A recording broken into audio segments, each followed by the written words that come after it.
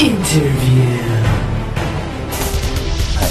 ストプラネット2のプロデューサー。 Hi, I'm Jun Takeuchi, the producer of Lost Planet 2. There's a ridiculous amount of customization available in the game. I can start by explaining how you customize the look of your character. So basically the body is divided into 4 parts. You have the head, the torso, the legs, and the backpack, all as separate customizable areas.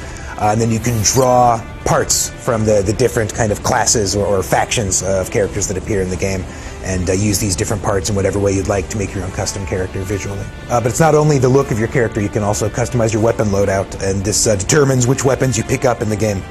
Use like basic templates like shotgun, and you'll pick up the shotgun that you personally prefer.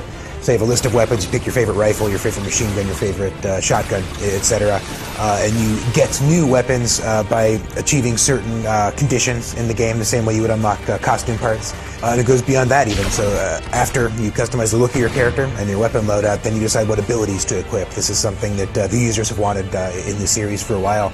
So basically you have dozens of abilities to choose from, and once again these are unlocked through gameplay, some of which are have very direct effects and just give you higher attack power, things like that, some of which are a little more abstract and focus more on supporting your team in general. We have 2 slots, so you can equip 2 distinct abilities at any given time. And then it goes even beyond that. Now you could customize which gestures and which taunts that your character takes into the battlefield. And there's 100-something of these to choose from. You've got everything from kind of wacky, jokey ones like dancing and stuff like that, to more serious stuff that actually allows you to communicate pretty clearly with other players if you don't feel like chatting by voice that day, or if you have laryngitis or something, you can just use gestures. As far as the reasons for us taking this approach and going this route and deepening the game, basically it felt like an undiscovered country, so to speak. We noticed a lot of other companies weren't doing it, so it seemed like the right thing to do, that we would experiment with that. When you're playing, especially co-op with other people, you naturally kind of want to express yourself. You want to show people just by the way you look, what kind of player you are. I'm wacky, I'm flirty, I'm ironic, whatever. And now you can do that, through the way you look and your name tag and everything else, so that you actually have a bit of your own personality.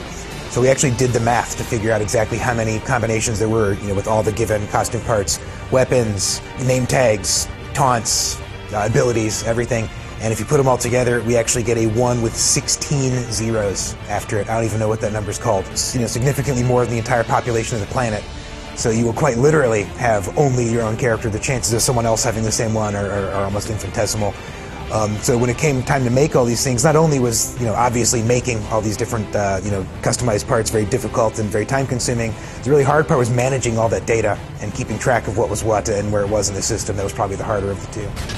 We'll most definitely be providing more and more of this sort of thing through DLC, more so than individual parts, because there's already so many in there that, once again, do you really need more than the one with 16 zeros after it? Probably not, but what we could do, for instance, is more skins, more full costumes, something like you did with the Gears of War tie-in. We've got some Capcom characters in there already, and we could add a lot more along that vein, a full and complete skin as opposed to individual parts. Lost Planet 2 will be coming both to the PlayStation 3 and the Xbox 360. The release date is now May 11th. It's actually moved ahead a week, you may notice. It's coming out earlier than we'd expected, so please look forward to it.